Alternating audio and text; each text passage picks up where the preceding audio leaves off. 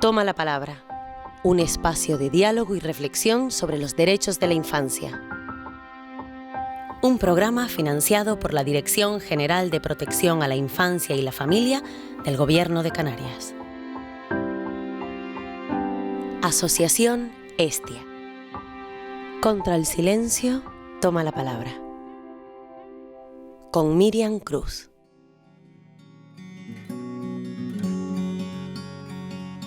Bienvenidos y bienvenidas una vez más al programa Toma la Palabra. De los derechos que recoge la Convención de los Derechos del Niño, hoy trataremos el derecho al asilo. Según datos de UNICEF, 28 millones de niños y niñas de todo el mundo han sido víctimas de desplazamientos forzosos, obligados a dejar su país por conflictos y violencia. 20 millones de niños y niñas han migrado por otras causas. Esto hace que casi 50 millones de niños y niñas estén desarraigados, migrantes y por tanto se encuentren lejos de sus hogares.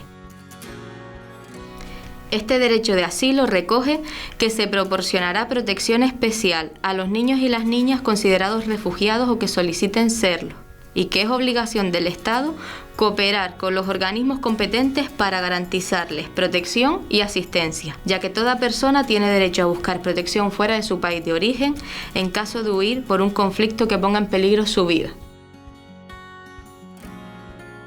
Hoy nos acompaña Yacine Dadi.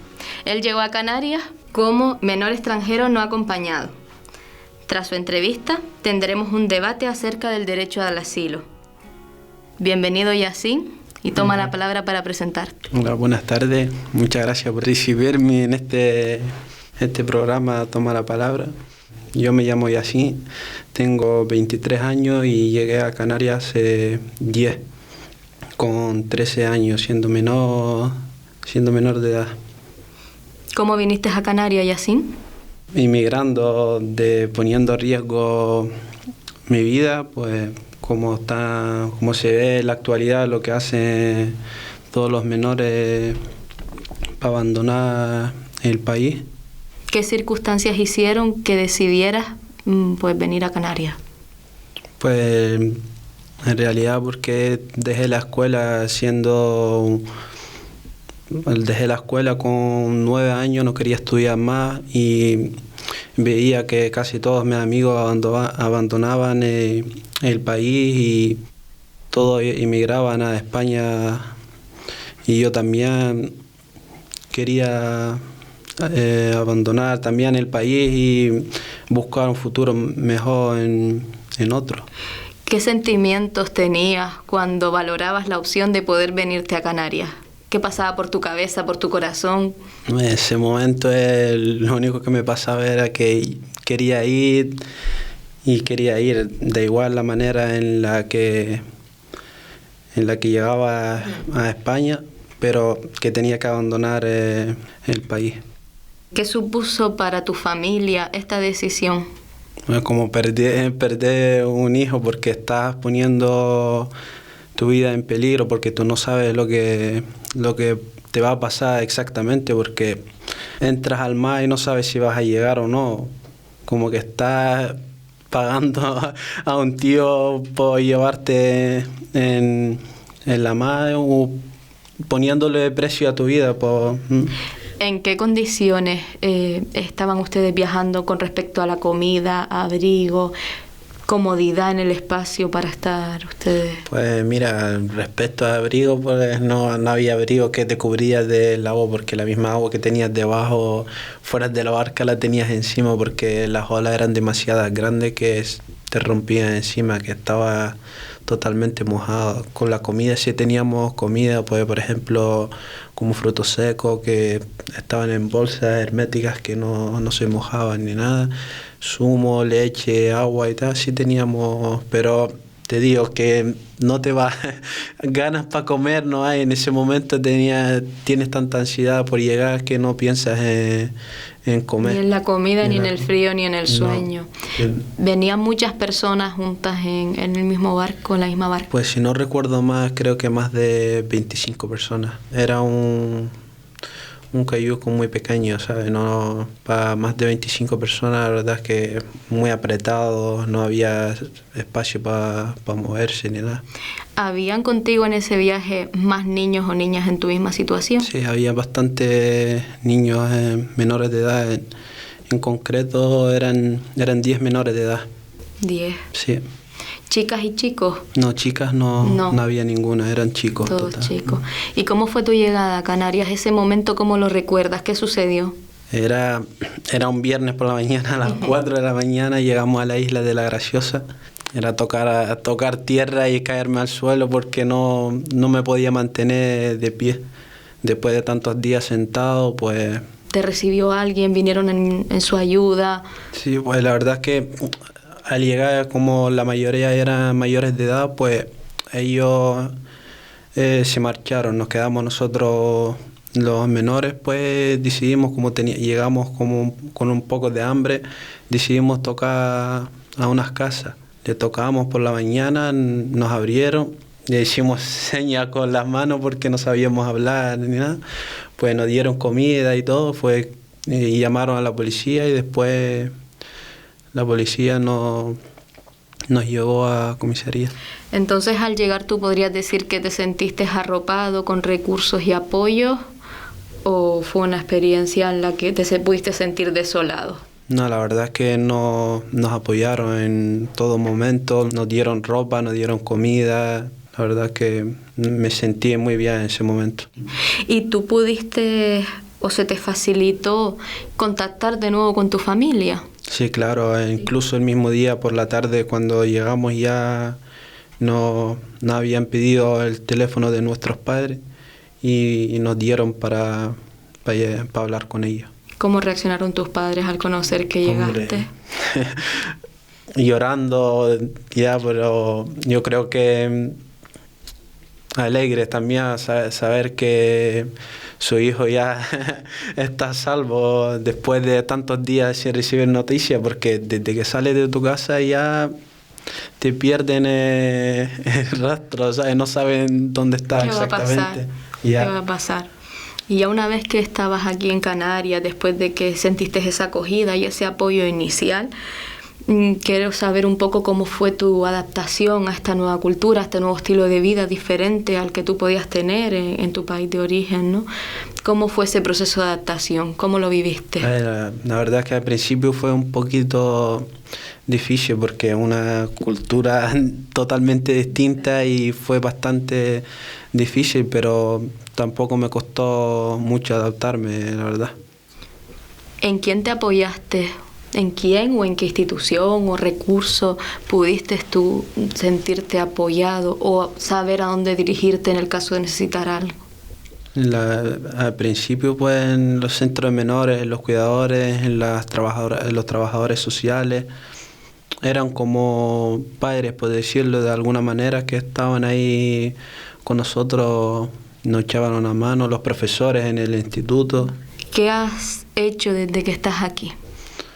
Pues estudiar, sí, desde que llegué, entré al instituto, estudié, repetí segundo de la ESO, después, bueno, repetí porque no sabía hablar nada y me costó, estuve como 2 años así para poder aprender el idioma.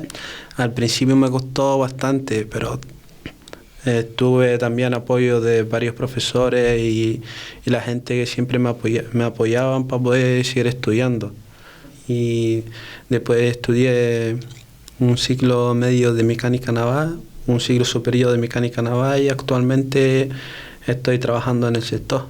¿Y cuáles son tus planes de futuro? Pues si pudiera seguir estudiando, seguir formándome en todo lo que pueda y seguir trabajando, por supuesto. ¿Crees que el derecho al asilo se cumple ya no solo cuando eres menor de edad, sino también cuando cumples la mayoría de edad?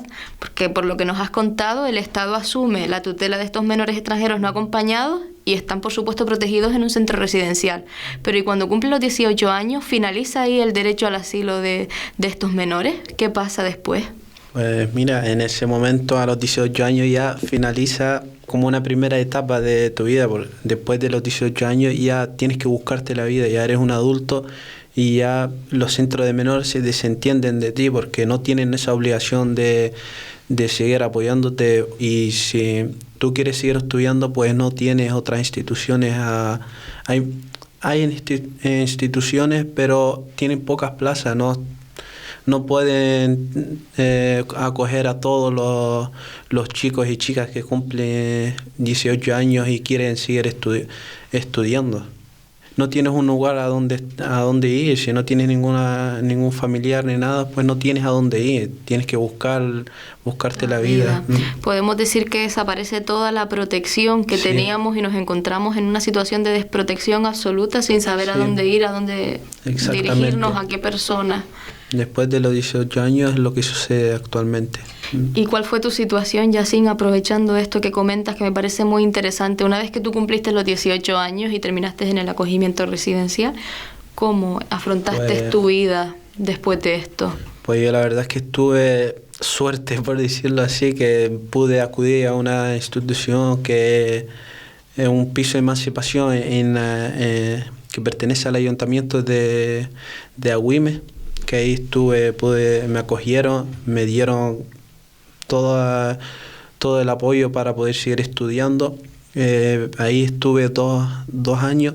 Después de ahí me fui a la asociación Estia, que abrieron un proyecto para un piso para trabajar la autonomía. Sí, para trabajar la autonomía con jóvenes extitulados, y ahí también estuve 2 años para poder estudiar el ciclo superior, y la verdad es que ahí también me ofrecieron bastante apoyo, me apoyaron, me cubrieron las necesidades económicas para poder seguir estudiando. Después de lo que has vivido tú al venir siendo menor extranjero no acompañado, ¿qué le dirías a un menor que pueda estar en tu país en este momento de origen y que esté planteándose venir igual que tú? Pues la verdad que se lo pensara 2 veces, porque es bastante complicado, porque después de cuando lo haces no lo piensas, no tienes miedo a meterte en un cayuco con un montón de gente y ir a otro país sin saber cuál es el destino exacto. Pero después de hacerlo y pasar los años, pues sí que reflexionas bastante sobre el tema, porque diría, he puesto mi vida en peligro y le he puesto precio a mi vida, y la verdad es que le diría que lo pensaran mejor y que buscaran la mejor manera para poder venir, que no lo hagan de esa manera. ¿Con tu familia tienes relación? ¿Hablas con ellos? Sí, claro. ¿Conocen cómo estás ahora mismo, lo que has conseguido? Sí, claro, siempre hablo con ellos casi todas las semanas, y en verano estuve ahí con ellos, con mis hermanos, que tengo 2 hermanos más chicos que yo. ¿Y les has contado tu experiencia? Cada vez que hablo con ellos, o las veces que he ido para allá, sí. ¿Permitirías que tus hermanos vivieran esa situación que tú viviste? No, por nada del mundo. Yacine, efectivamente conocemos casos de personas que vienen en patera y que evidentemente llegan a nuestras costas, pero no tenemos los datos o no sabemos aquellas personas que no llegan. ¿Cómo vives esas noticias en las que sabes que las personas realmente salieron igual que tú, o incluso siendo adultos, pero que no han llegado? Digamos que un 80% suelen llegar, el 20% no, pero a veces nada más entrar al mar, pues por una ola se vuelca y al día siguiente aparece en la orilla muerto, que lo arrastra el mar hasta fuera, o aparece en el medio del Atlántico flotando, todo comido por los peces. Y cuando tú decidiste venirte, ¿tú sabías esa segunda cara del viaje? La verdad que no.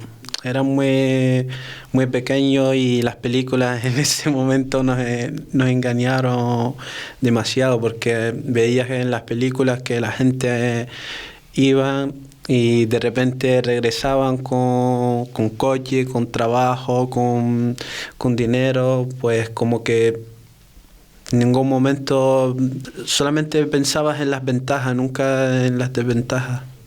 Para terminar, tienes la palabra para decirles a nuestros oyentes aquella reflexión que tú quieras ofrecernos acerca de tu condición de persona migrante y que considere que se tiene que tener en cuenta o escuchar en base a esa condición. Pues todos nosotros no emigramos no abandonamos nuestro país porque queramos. A todos nosotros nos gustaría estar con nuestra familia, nuestros hermanos, nuestros seres queridos y estar trabajando y estudiando en nuestro país, pero la verdad es que en la actualidad no podemos hacer eso por lo que tenemos que emigrar a otros países para poder buscar mejor futuro, poder recibir una mejor educación y formarnos de la mejor manera posible.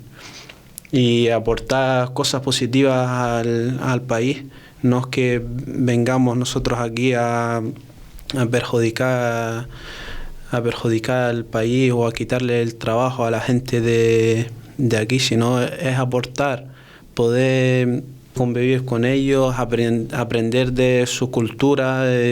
Pero es una cuestión que nos diferencia, sí, y nos enriquece, porque al final son culturas diferentes donde vamos a aportar y aprender de una forma diferente de vida, pero no nos debe delimitar esta diferencia a ser ciudadanos y a convivir y compartir, pues al final un futuro y una vida mejor, que es un poco lo que tú estás diciendo, que vienen en búsqueda de eso, ¿no? De un futuro, claro, mejor.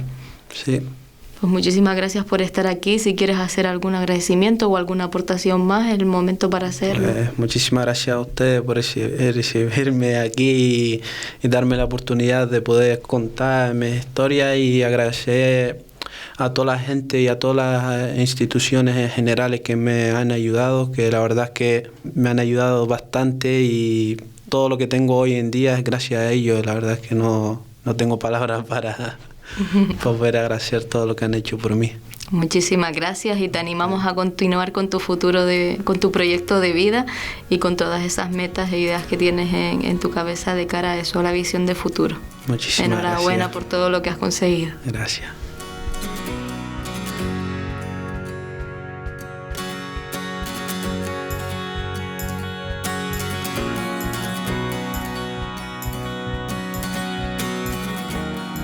Muy buenas tardes a todos y a todas los que hoy nos acompañan para debatir acerca del derecho al asilo. Lo haremos teniendo en cuenta la entrevista de Yacine que nos ha acompañado anteriormente. Antes de comenzar, sí que me gustaría que tuvieran la oportunidad de presentarse y exponernos quiénes son, de dónde vienen. Mi nombre es Juan Moreno, soy el responsable del área de Ciencia de Participación, Comunicación y Marketing Social de la Comisión Española de Ayuda al Refugiado. Hola, soy Rita Belén, soy la secretaria y la coordinadora general del Patio de las Culturas. Hola, mi nombre es Mame, soy el presidente de la Federación de Asociaciones Africanas y actualmente estoy trabajando con la Fundación Canaria MAEN. Para comenzar, quisiera preguntarles si ustedes creen que las personas refugiadas son vulnerables y por qué. Bueno, las personas refugiadas dentro de lo que son las migraciones forzadas son las personas más vulnerables. No en vano, entre otros motivos, no pueden volver a su lugar de origen porque probablemente podrían ser desaparecidos, torturados, asesinados. En definitiva, pasarles todo aquello de lo que huyen. Estamos hablando de un colectivo que puede ser víctima de persecución por motivos religiosos, políticos, incluso por motivos que el derecho internacional en la actualidad no ampara, como puede ser los desplazados medioambientales. Recordemos que en la Convención de Ginebra de 1951, estamos hablando de 1951, acaba la Segunda Guerra Mundial.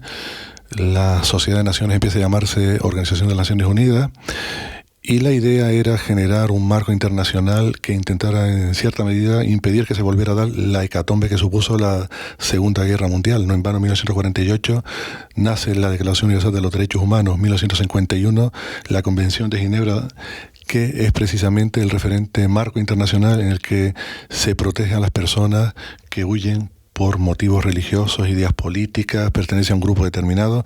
En definitiva, en donde se sientan las bases de lo que posteriormente cada país va a desarrollar como protección internacional en la actualidad en España. Cuando nace CEAR, en 1979, no existía en España derecho de asilo. No en vano fuimos los primeros que participamos incluso en la elaboración de la primera ley de asilo. Y descubrimos y participamos porque precisamente observamos que dentro de los movimientos masivos de personas esa realidad no estaba cubierta y necesitaba apoyo. Y se empezó haciendo un apoyo porque eran tan vulnerables que regresar a su país significaba precisamente volver a exponerlos a aquello de lo que huían. Pero cuando se quedaban aquí en España se daba una segunda vulneración, y era que aquí pues había que incluirlo dentro del ámbito laboral, había que coger y facilitarles todo un apoyo social.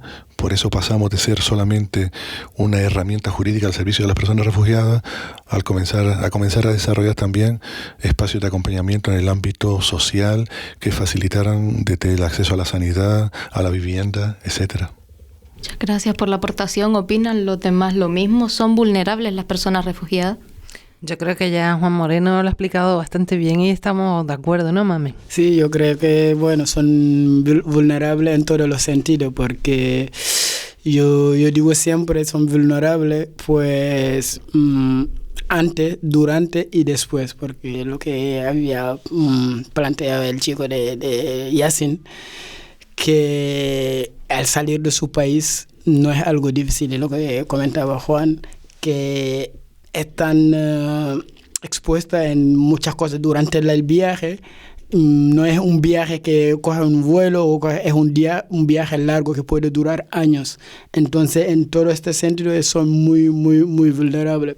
Primero, pues, lo que recoge el derecho del niño, que tienen el derecho de vivir y tener una vida digna.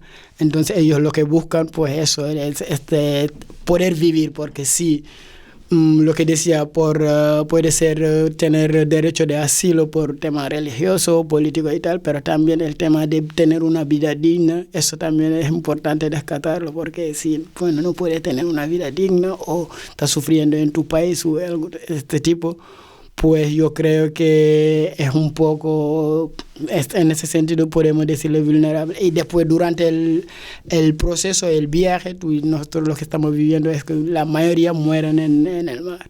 Y los que llegan son vulnerables porque tienen un montón de problemas en el sentido de la integración. Entonces creo que en todos los sentidos son vulnerables. ¿Aumenta la vulnerabilidad cuando somos niños, los refugiados? Sin duda. La vulnerabilidad, cuanto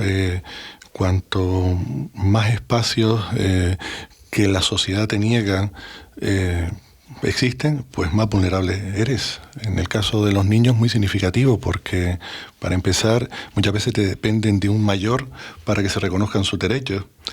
Si hablamos, por ejemplo, incluso en el ámbito de la mujer, se habla incluso de una triple victimización, porque en su lugar de origen son mujeres y trabajadoras, y cuando llegan a su destino son mujeres trabajadoras e inmigrantes. Estamos hablando de sociedades en las que muchas veces yo creo que estamos muy distraídos y a veces se tiene como enemigo al pobre y no a la pobreza, de tal manera que de buenas a primeras comprendemos muy mal lo que está sucediendo a nuestro alrededor y incluso hasta perdemos la memoria, tenemos graves procesos de amnesia. Se podría llamar que en tiempo histórico, hasta ayer, nosotros los canarios éramos inmigrantes. Nosotros tuvimos nuestros cayucos. Este año se cumplen 100 años de uno de esos cayucos, el Valvanera, que se hunde frente a las costas de La Habana con más de 300 personas que eran canarias. De tal manera que esa memoria muchas veces también favorece, siguiendo el refrán canario que dice que nadie aprende en cuero ajeno. Ya no conocemos nuestra propia historia y precisamente esa amnesia impide que se dé la solidaridad adecuada y se dé esa mirada humana y cariñosa con la que se debe de mirar al vulnerable y a la víctima, como son, en este caso, las víctimas de la víctima, que son los niños y las niñas. En relación a lo que estaban comentando, sí que me gustaría preguntarles si por esa condición de ser persona refugiada o vulnerable, pongámoslo así, incluyendo tanto a los niños como a los adultos inmigrantes, existen dificultades de integración. Ya Juan y Mamen pues apuntaban que sí, que por esa condición es verdad que pueden encontrar dificultades luego para integrarse, y sobre todo el olvido de esa memoria histórica que nos hace pensar que nosotros también pues pudimos haber vivido en nuestra cultura, en nuestra sociedad, pues esa experiencia. ¿Creen que existen dificultades de integración en nuestra comunidad comunidad con respecto a personas inmigrantes, refugiadas, ¿no?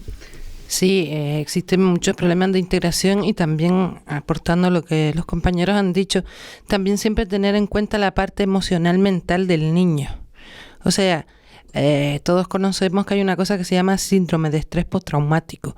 Haber cruzado el mar, haber vivido en aquellas condiciones y luego el tratamiento que te pueden hacer aquí, todo eso repercute más el problema del idioma. Tienes que aprender a pensar en otro idioma. O sea, tu mecanismo de tu mente cambia totalmente. Tus emociones cambian porque tristeza aquí se llama tristeza y tiene un concepto. Pero, por ejemplo, para Mamen seguramente que su idioma tendrá otro sentimiento, ¿verdad? Claro. Será parecido, Sí, pero tendrá matices. Y claro, todo eso también va a dificultar lo que es la integración. Y si nosotros no comprendemos el síndrome de estrés postraumático, es muy difícil que podamos romper esa barrera. Luego, yendo un poco más allá de lo que podría ser la vivencia de lo que es la diferencia, también encontramos muchos obstáculos con lo que son las políticas de gestión de la diversidad. No en vano, muchas veces actuamos y no sabemos ni siquiera desde qué punto de vista lo estamos haciendo y no meditamos bien. Fundamentalmente hay 4 modelos de gestión de la diversidad. Probablemente estamos hablando, si hablamos de colores nítidos, no de los colores intermedios que hay. El modelo francés, que es un modelo asimilacionista, donde la idea es que todo el que pise Francia tiene que quitarse el software de su cultura y adquirir el software de la República. Está el modelo multicultural de los británicos, donde sí permiten la diversidad, pero en compartimentos estancos, ¿no? España, que realmente no se ha definido. En general, podríamos afirmar que el modelo que se está siguiendo es el modelo intercultural, de promover el intercambio de la diversidad. Y luego realmente está otro modelo que no es muy conocido, no sabemos a dónde va a llegar, pero que a mí me parece quizás el más natural, ¿no? El modelo transcultural, en el que la idea es la fusión de las diferentes culturas y conseguir una especie de cultura común. Como común es esa familia que, según la Declaración Universal de los Derechos Humanos, dice que pertenecemos todos, que es la familia humana, ¿no? Y a partir de ahí, pues, si no conocemos esas bases desde las que nos estamos relacionando, si desde el Estado, pues, no hay una claridad a la hora de generar esas bases de relación, pues muy complicado, porque dar respuestas de carácter individual o de carácter, pues, según entiendo yo, es una respuesta local. Esto es una realidad global y como mínimo deberíamos de tener una respuesta estatal con la intención precisamente de ser coherentes y de dar sentido precisamente a lo que nos piden los derechos humanos, que es nada más y nada menos que promover la justicia, promover la igualdad, promover la solidaridad y en definitiva reconocernos como eso, como hermanos.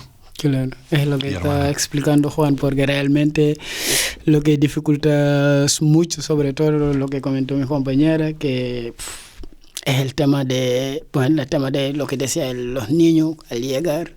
Pues yo siempre digo, antiguamente pues la inmigración o al salir de su país eran las personas responsables que tomaban las decisiones que voy a salir y buscar una vida mejor. Pero las leyes a veces quieren hacer, no son completas y después al final dejan cosas que habría que mejorar. Por ejemplo, con la ley de los menores al llegar tienen posibilidad de quedarse.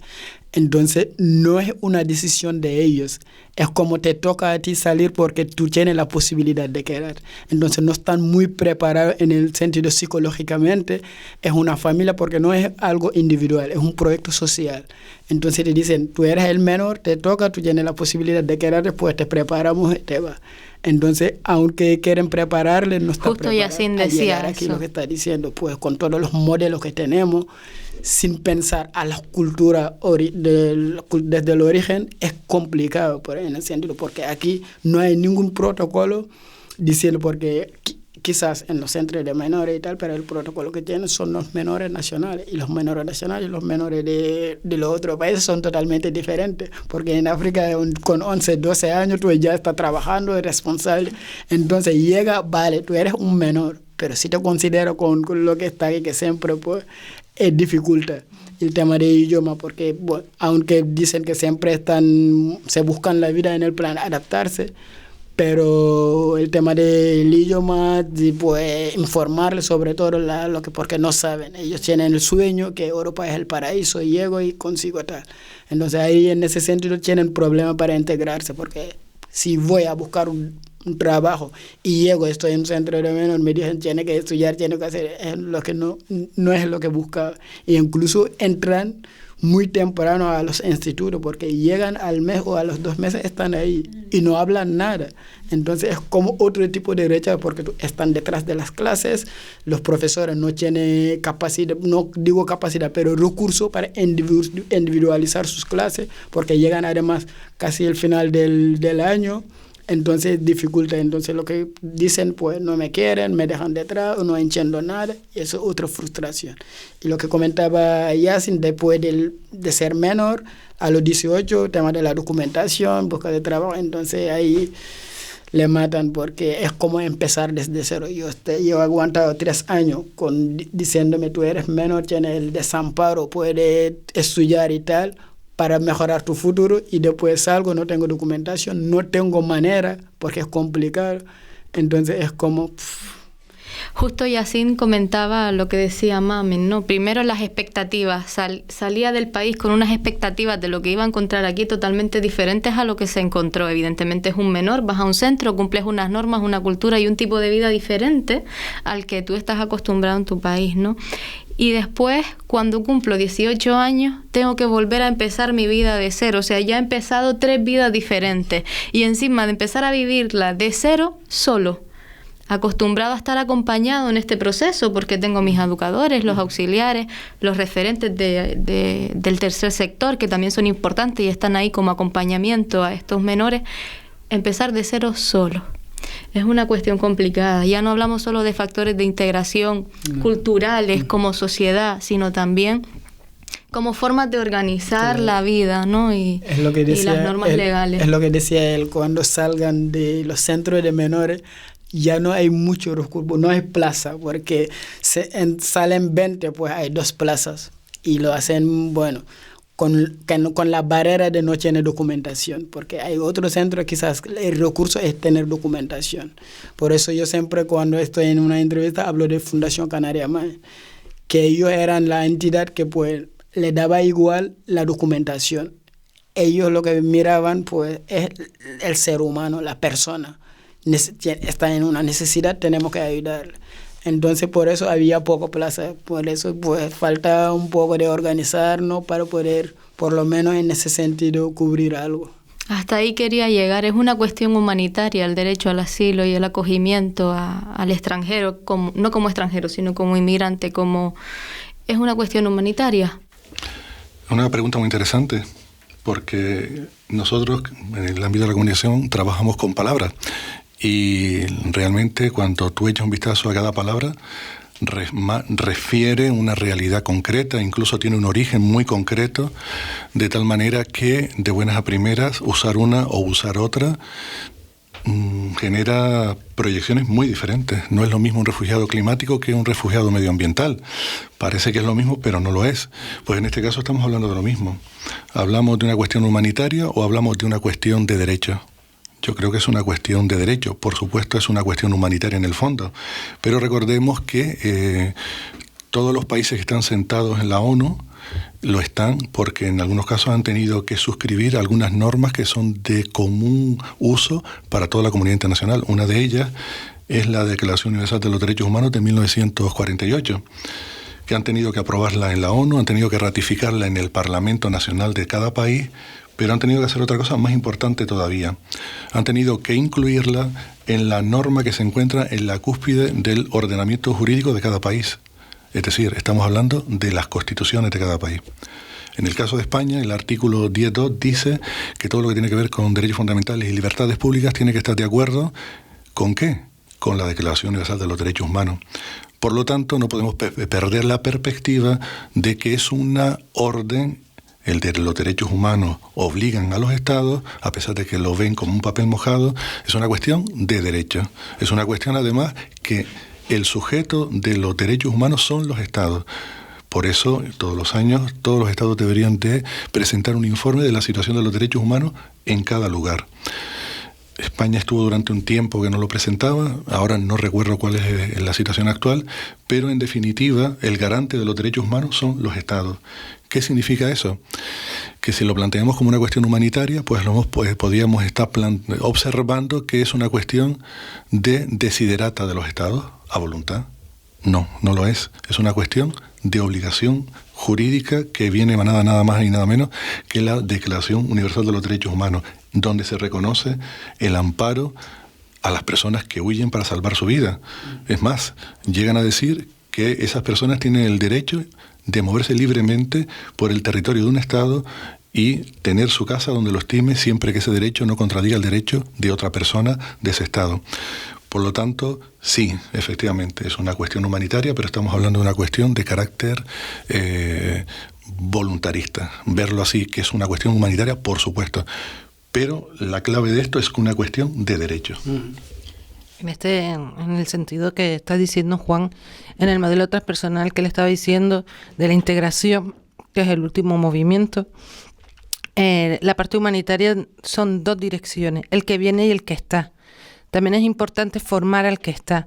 La nueva ideología que está avanzando lentamente, que estaba de forma subterránea, ya estaba flotando, ¿verdad? Y es importante para nosotros, que somos canarios, los que estamos, también formar a nuestros compatriotas, ¿verdad? Para que esa lacra no siga royendo. Se pueda poner un parche, entre comillas, o una mejora de esa aceptación, ¿no? Y la solidaridad. Efectivamente. Fomentar la solidaridad entre los pequeños canarios para que también abran sus corazones y sus puertas. No en vano, los prejuicios empiezan por el desconocimiento. Si no se genera una cura en ese momento, deriva hacia el miedo. Del miedo se pasa al odio y ya la última fase sería lo que es la violencia racista. Cierto. Y en eso nace nada más y nada menos que el Patio de las Culturas, con la intención de cortar esa cadena construida con esos eslabones en un momento dado que no llegue al final. ¿Y cómo se hacía? Con la idea de generar esos encuentros, porque la realidad no la transmiten los medios de comunicación. La realidad lo transmite las personas cuando se miran a los ojos, cuando conocen cuáles son los dolores y las felicidades, cuando se reconocen el amor a los hijos, cuando se reconocen precisamente como dolientes de todo lo que nos duele a nosotros, como cuando se reconocen como personas que desean lo que nosotros deseamos también, es decir, la felicidad. De tal manera que eso no lo sustituye ningún micrófono, no lo sustituye ninguna conferencia, solo son capaces de tender esos puentes, el contacto directo. Compartir. Es lo que decíamos todo, porque el tema de... Yo lo veo siempre en la parte humanitaria, porque yo lo que digo, antes le dije que derecho de vivir y de vivir de manera digna. Entonces todas las personas que lo necesitan, pues es porque lo necesitan. Entonces yo creo, por eso yo no he hecho la culpa ni gobierno, ni entidad, ni nada. Yo creo que cada persona debería ver dentro de sus posibilidades para ayudar el que está a su lado. Y el otro día, bueno, ahí hubo un grupo de inmigrantes que llegaron a Tenerife. Al final el gobierno no podía hacer mucho. Lo que hicieron, pues hay algunas casas, familias que acogieron siendo africanas. Entonces era algo extraño para algunas personas, para otros. Entonces les decía, eso es cultura africana. Por ejemplo, yo siempre digo, Senegal, país de la teranga, país de la hospitalidad. Entonces no podemos cambiarlo o dejarlo. Aunque estemos aquí, estas personas tienen una necesidad y hay que atenderlo y de manera humana. Para terminar, sí que me gustaría saber si ustedes creen, a través de la reflexión que hemos hecho, que el cumplimiento al derecho de asilo en España se está alcanzando, se está logrando, o realmente no se tiene en cuenta en nuestro país este cumplimiento de derecho. Pues yo creo que aquí en España el derecho de asilo es un derecho muy mejorable. Hemos dado pasos. Voy a centrarme en lo positivo. Hemos dado grandes pasos. Se ha colaborado en algunos de esos grandes pasos. Hasta hace poquitos años la persecución por motivos de género no estaba reconocida y entraba dentro del ámbito humanitario, entraba por una vía subsidiaria. En la actualidad, y gracias al trabajo de SEA, ya se ha reconocido la persecución por motivos de género. SEAR también ha participado en la elaboración de una ley que también reconozca la persecución por pertenecer al colectivo LGTBI. Y el año que viene SEAR estará durante todo el año trabajando porque se reconozca también a las víctimas, se reconozcan y se amparen a las víctimas del cambio climático. De tal manera que ahí les invito a sumarse también a ese camino de construcción de este derecho de asilo que digo que es mejorable y que, como decía Mame, que no sea solo una cuestión de los estados, a pesar de que ellos son los sujetos garantes de los derechos humanos, pero esos estados, si no tienen detrás un pueblo que lo estimule, un pueblo que sea capaz de coger y decir dónde está el horizonte hacia el que debe de caminar esos gobernantes, pues a veces también es fácil que se pierda la brújula. Y por lo tanto, les animo también a ser parte de la solución y no parte del problema, y que no esperen a que los estados hagan todo lo que haya que hacer, sino que nosotros seamos sujetos de nuestra historia también. Rita, Mamen, ¿quisieran aportar algo con respecto al cumplimiento del derecho? ¿Alguna reflexión para cerrar el debate? Bueno, sobre el cumplimiento, yo siempre digo, es lo que estamos viviendo hoy en día, son situaciones que estamos pasando, y la verdad que lo que comentó Juan, que yo estoy viendo mejoría, porque sobre todo las entidades que están detrás están intentando organizarse para poder, porque creo que el objetivo es lo mismo, atender o ayudar en ese sentido a los niños o los que necesitan este tipo de ayuda. Y cada vez más lo estamos viendo a través de la globalización, el tema de lo que decía el medio ambiente, no es me va a tocar a mí, pero tenemos un planeta, entonces no me va a tocar a todo el mundo. En ese sentido, cada vez más estamos pensando, pues eso no puede tocar, no puede afectar. Ahí tenemos que unirnos todos para poder salvarnos. Entonces, en ese sentido, creo que estamos más solidarios para poder, pues, tener por lo menos una igualdad porque te digo, si hay igualdad de nivel de vida y tal, pues creo que ya mucho problema no habrá. Tenemos que apoyar las iniciativas como SEAR, que llevan siempre la delantera, y seguir avanzando y no permitir ese retroceso que se está empezando a intuir. A mí me gustaría comentar, al calor de lo que dice Mami, del trabajo que está haciendo la Federación de Naciones Africanas en Canarias, que lo felicito, igual que al Patio de las Culturas, del que soy cofundador como representante de SEAR, que la historia es la historia de las migraciones. Es decir, la vida es la historia del movimiento. No en vano, Eduardo Galeano tiene un documento en el que se pregunta de qué color es Adán y Eva. Según los documentos bíblicos dice que son blancos. Sin embargo, según lo que es la ciencia, Lucy, la primera mujer, nace nada más y nada menos que en África, con lo cual a lo mejor tiene el color de los africanos. Y nosotros los blanquitos solo somos negritos emigrados que hemos llegado a zonas donde la melanina no la necesitamos tanto porque no hace tanto sol. Con lo cual yo creo que viajar es la mejor forma de eliminar el racismo, pero también bucear dentro de uno mismo, como decía uno de esos grandes personajes que nacen de la historia de las migraciones, como es José Martí, el cubano que nace de una canaria y de un valenciano, cuando decía que la cualidad más importante del ser humano es sentir el golpe en la propia mejilla dado contra cualquiera en cualquier lugar del mundo.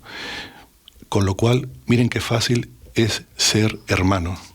Ciudadanos del mundo, que al final no pertenecemos a una nación solo por nuestra identidad, sino también pertenecemos a un ámbito global y somos ciudadanos del mundo, sin distinción de cultura, género, raza. Me quedo con eso. Muchísimas gracias a todos por su participación, creo que ha sido muy interesante y yo me llevo un aprendizaje y una reflexión acerca de todo lo que hemos hablado hoy. Gracias. Muchísimas gracias. Gracias a ustedes. Y hasta aquí el programa de hoy. Esperamos que haya sido de su interés. Siempre que quieran podrán escuchar nuestros podcasts en la página web de la Asociación Hestia, www.asociacionhestia.org. Ha sido un placer contar con su compañía. Les esperamos en el próximo programa Toma la Palabra.